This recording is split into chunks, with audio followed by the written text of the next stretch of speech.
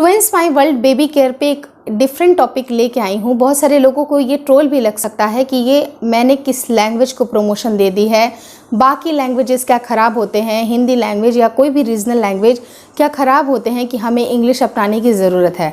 लेकिन एक सवाल मैं आप पेरेंट्स से पूछना चाहती हूँ कि सिर्फ अगर आप एक लिमिटेड टाइम ड्यूरेशन पे अपने आप को देखते हैं, आप ऐसा सोचते हैं कि अपने आसपास ही अगर आप देखते हैं और वहाँ के माहौल से अपने आप को कंपैरिजन करते हैं, तो हमें लगता है कि दैट इज़ एब्सोल्युटली ओके, कोई ज़रूरत नहीं है और भी चेंजेस लाने की।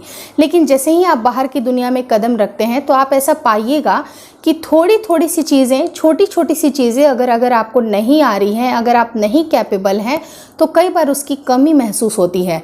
तो अगर आप ऐसा नहीं चाहते हैं कि आपके बच्चे के साथ भी कुछ कमी महसूस हो, तो इस वीडियो को शुरू से लेकर लास्ट तक ज़रूर देखिएगा, क्योंकि कुछ मेरे पर्सनल एक्सपीरियंस थे जिसके ऊपर मैंने इस बात को शेयर किया है कि आपको कौन कौन सी गलतियाँ नहीं करनी है। क्योंकि कई बार कुछ ऐसी चीज़ें होती हैं जिसका खामियाजा हम बाद में भुगतते हैं, तो वो आपको खामियाजा ना भुगतना पड़े, इसलिए मैंने वीडियो बनाई है कि ये इतना ज़्यादा इम्पॉर्टेंट क्यों है।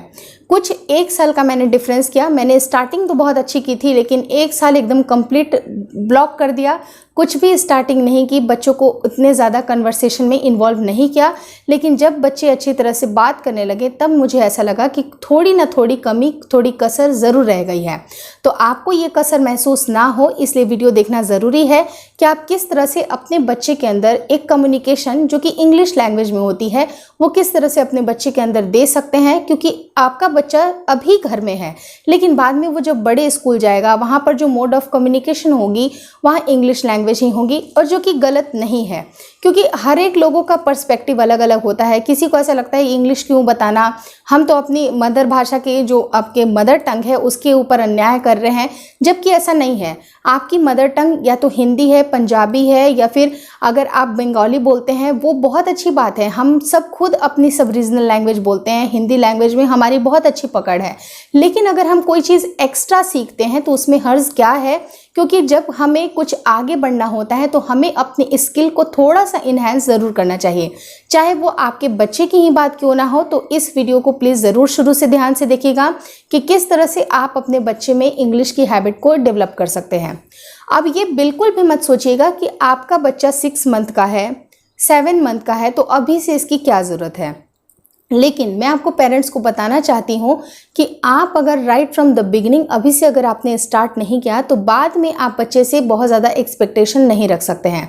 अगर आपका बच्चा 10 साल का हो गया है, अगर आपको सडन ऐसा लगेगा कि बच्चे को इंग्लिश में कन्वर्सेशन बहुत ईजिली करवा सकूँ, तो ये थोड़ा सा मतलब इम्पॉसिबल तो नहीं है, एकदम हो ही नहीं सकता, ये तो नहीं हो सकता है, लेकिन थोड़ा आपको टाइम लग सकता है। तो अगर आप चाहते हैं कि आपको बच्चे में आप थोड़ा टाइम कम में आप बहुत सारी चीज़ों को उसको एक्सप्लोर कर पाएँ, तो राइट फ्रॉम द बिगिनिंग आपको करनी चाहिए। चाहे आपका बच्चा 6 महीने का ही क्यों ना हो, तो डेफिनेटली थोड़े थोड़े से टिप्स को ज़रूर फॉलो करिए। बहुत सारे ऐसे पेरेंट्स होते हैं जिनकी बैकग्राउंड्स कुछ इस तरह से होती है कि उनको इंग्लिश लैंग्वेज का इतना एक्सपोजर नहीं होता है, ना ही वो बहुत अच्छी तरह से बोल पाते हैं, क्योंकि सबकी फैमिली के अलग अलग रीजंस होते हैं। अब रीज़न ये भी होता है कि किसी को मजबूरन अपनी पढ़ाई छोड़नी पड़ती है, कुछ और भी वजह से, कुछ पारिवारिक वजह से आप अपने जो इंग्लिश लैंग्वेज की जो कंटिन्यूटी है उसको आप नहीं कर पाते हैं। तो ऐसा बिल्कुल मत सोचिए कि आपने अपनी जो आपने कंप्लीट नहीं की तो आपके बच्चों को भी आप नहीं सिखा सकते हैं। जो भी चीज़ें आपको आती है, कोई ज़रूरी नहीं है कि आपको बहुत ही ज़्यादा फ्लुएंट इंग्लिश आए, लेकिन जो भी चीज़ें आपको आती है वो कम से कम बच्चे को ज़रूर सिखाइए। आप जैसे 6 महीने के बच्चे से आप जितनी बातें कर सकते हैं। अब होगा क्या कि अगर आप बात करना शुरू करोगे, जैसे बच्चे को अगर आप मिल्क लेके आ रहे हैं उसके लिए बॉटल में भर के, तो आप क्या बोलोगे, बाबू हियर इज़ योर मिल्क, यानी कि आपके पास ये मिल्क है, या कुछ एप्पल को दिखा के इसे एप्पल बोलोगे, या छोटे छोटे से वर्ड, जैसे कि अगर मान लीजिए कि बच्चा अगर किसी चिड़िया को देख रहा है तो इट्स अ लिटिल बर्ड, या कुछ भी आप छोटी छोटी सी बातें बोल सकते हैं। अब क्या होगा कि आपको लोग इंग्लिश में देख के, आपके परिवार वाले लोग ऐसे बात बनाने लगेंगे, मेरी बहू को क्या होगा, इसको क्या होगा, ये तो पागल बनी रहती है, या जो भी चीज़ें अगर आपको ट्रोल किया जाएगा, तो मैं आपको यही बोलूँगी कि आपकी प्रायोरिटी क्या है। आपको अपने बच्चे में कुछ हैबिट या कुछ अदर कम्युनिकेशन स्किल्स चाहिए तो आप उनकी बातों को बिल्कुल इग्नोर कर दीजिए। एक कान से सुनिए, एक कान से निकाल दीजिए, क्योंकि जब तक अगर आपको इग्नोर करना नहीं आएगा, आप लोगों की बातों में पड़े रहेंगे तो खुद भी नहीं बोलेंगे, ना ही बच्चा बोलेगा।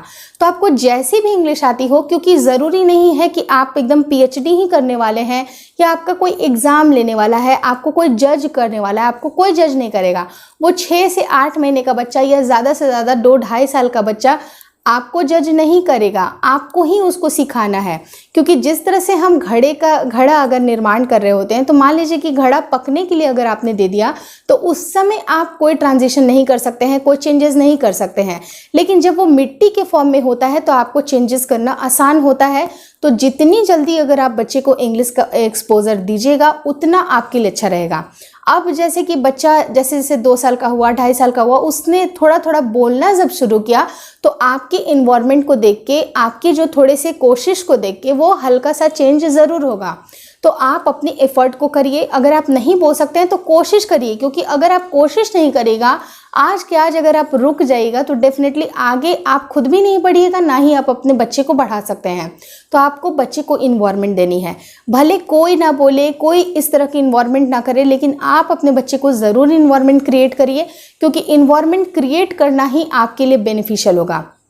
अब बहुत सारे लोग ये बोलेंगे कि अब मेरा बच्चा तो 5 साल का हो गया, तो क्या अब हम स्टार्ट नहीं कर सकते हैं? तो डेफिनेटली स्टार्ट कर सकते हैं।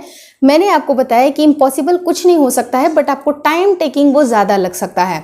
तो आप इस टाइम पे क्या कर सकते हैं कि बच्चे का जो नेटिव लैंग्वेज है वो तो इंग्लिश नहीं है, वो हिंदी है या फिर मराठी है, पंजाबी है। लेकिन आप जब बच्चे को बेड टाइम स्टोरीज सुना रहे होते हैं तो ऐसे में आप क्या करिए, देयर वाज अ लायन, अगर आपने वो बताया तो उसके बाद हिंदी के शब्द ज़रूर बताइए कि एक शेर था, उसका नाम गुड्डू था। तो ऐसे ऐसे करके जो जो लाइन आप इंग्लिश में बोल रहे हैं उसकी हिंदी ट्रांसलेशन भी बच्चे को साथ साथ बताते जाइए, ताकि जब बच्चे की जब बारी आए तो वो खुद ब खुद उसके मुंह से लाइन निकले। आपको लगे कि आपने जो भी चीज़ें पूछी हैं तो खुद ब खुद जब बच्चे के मुंह से अपने आप निकलने लगेगी तो आपको आपके बच्चे में चेंजेस दिखाई देने लगेंगे। तो ये चेंजेस काफ़ी मैसिव होंगे, और सारे जो भी बड़े चेंजेस होते हैं वो आपके छोटे छोटे से चेंजेस की वजह से होते हैं। तो आज से ही ये चेंज लाना शुरू कर दीजिए, और डेफिनेटली 4 साल के बाद, 3 साल के बाद आप अपने बच्चे के अंदर चेंज देखिएगा, और खुद के अंदर भी देखिएगा, क्योंकि आपकी भी प्रैक्टिस हो रही है। तो डेफिनेटली ये टिप को ज़रूर ट्राई करिएगा, क्योंकि बाहर की जो दुनिया है ना वो बिल्कुल एक समुद्र है। क्योंकि हम जब अगर कुएं में रहते हैं तो हमें सिर्फ कुएं की चारदीवारी दिखती है, लेकिन जब हम अगर बाहर जाते हैं तो वहाँ पर कोई लिमिटेशन नहीं होती है। और ये बहुत ज़्यादा ज़रूरी है कि अपनी लिमिटेशन को आप तोड़िए और आगे बढ़िए। अगर ये वीडियो आपको अच्छी लगी तो प्लीज़ लाइक कर दीजिएगा, और मुझे अदर सोशल मीडिया हैंडल्स पे भी ज़रूर फॉलो करिए। मेरा एक फेसबुक पेज है जो कि सेम नाम से वहाँ पर मौजूद है, ट्विंस माई वर्ल्ड। इंस्टाग्राम की भी रील्स है, वो ट्विंस माई वर्ल्ड के नाम से है, तो वहाँ पर भी फॉलो करिए, और चैनल को ज़रूर सब्सक्राइब करके शेयर ज़रूर करें। Thank you so much for watching twins my world baby care.